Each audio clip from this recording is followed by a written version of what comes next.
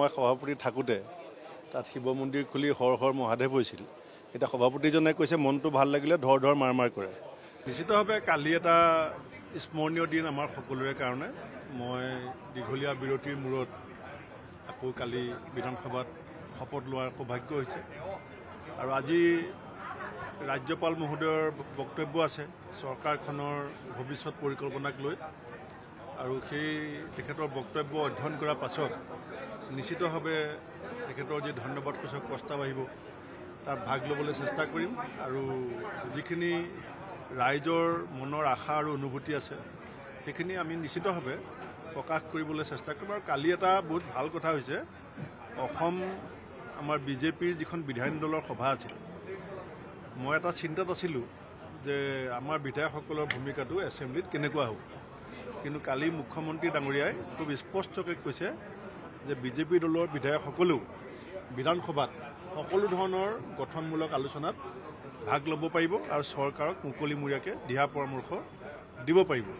সেইকাৰণে মই ভাবিছোঁ যে সেই সুযোগটো নিশ্চয় মই গ্ৰহণ কৰিবলৈ চেষ্টা কৰিম। সমালোচনাও কৰিব পাৰিব চৰকাৰক সম্পৰ্কত বিধায়কসকলে যিখিনি বক্তব্য ৰাখিব বিচাৰে তাৰ কাৰণে তেখেতে বিধায়কসকলক কৈছে যে ভাল পাৰ্লিমেণ্টাৰিয়ান হোৱাটো আমি বিজেপি দলৰ পৰা বিচাৰোঁ আৰু মোৰ আগৰ অভিজ্ঞতাও আছে। গতিকে মই ভাবিছোঁ যে চৰকাৰখনে যিখিনি নিজে কৰিবতো কৰিবই আৰু যিখিনি চকুত পৰে সেইখিনি ক'বলৈ সুযোগ পাম। দ্বিতীয় দিনাও বিৰোধী দলপতি অবিহনে সদনৰ কাম কাজসমূহ চলিব। অবিহনে কাম কাজ চলিব সদনৰ। যোৱাকালি ৰাজীৱ ভৱনত যিখন বৈঠক হৈছিলে তেখেতসকলে মিলাব নোৱাৰিলে বিৰোধী দলপতি, সমান্তৰালভাৱে তেখেতৰ মাজত এটা কেওছে সৃষ্টি হোৱা বুলি এটা প্ৰতপ্ত পৰিস্থিতিৰ সৃষ্টি হৈছে। আগতে যেতিয়া মই কংগ্ৰেছৰ সভাপতি আছিলোঁ তেতিয়া ৰাজীৱ ভৱনত আমাৰ এজন ভাইচ প্ৰেছিডেণ্ট আছিলে ৰাজু শৰ্মা বুলি, এতিয়া ঢুকালে।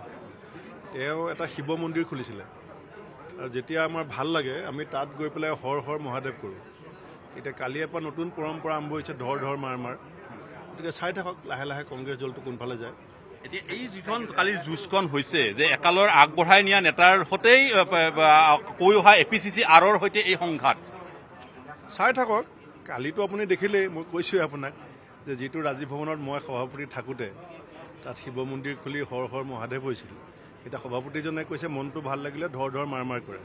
গতিকে আপুনি চাই থাকক। ধন্যবাদ জনাইছোঁ। সাহস নাই, দুই নাও দুই ভৰি অৱস্থা। কালি গৌৰৱ গগৈয়ে কৈছে যে এইটো তেওঁলোকে বিজেপিক মানে বিধানসভাত মানে কেনেধৰণে প্ৰতিহত কৰিব তাৰ কাৰণেহে এই যিটো মানে হুলস্থুলীয়া পৰিৱেশটো হৈছে বুলি কৈছে, টেবুলত ঢুকিওৱা পৰিৱেশটো হৈছে বুলি কৈছে। ঠিকে আছে, ৰাজীৱ ভৱনৰ ইণ্টাৰনেল মিটিঙত টেবুলত ঢুকিওৱা, মন ভাল লাগিলে ধৰ ধৰ কৰা, এইবিলাক অসমৰ ৰাইজে নতুন সংযোগ এটা দেখা পাইছে।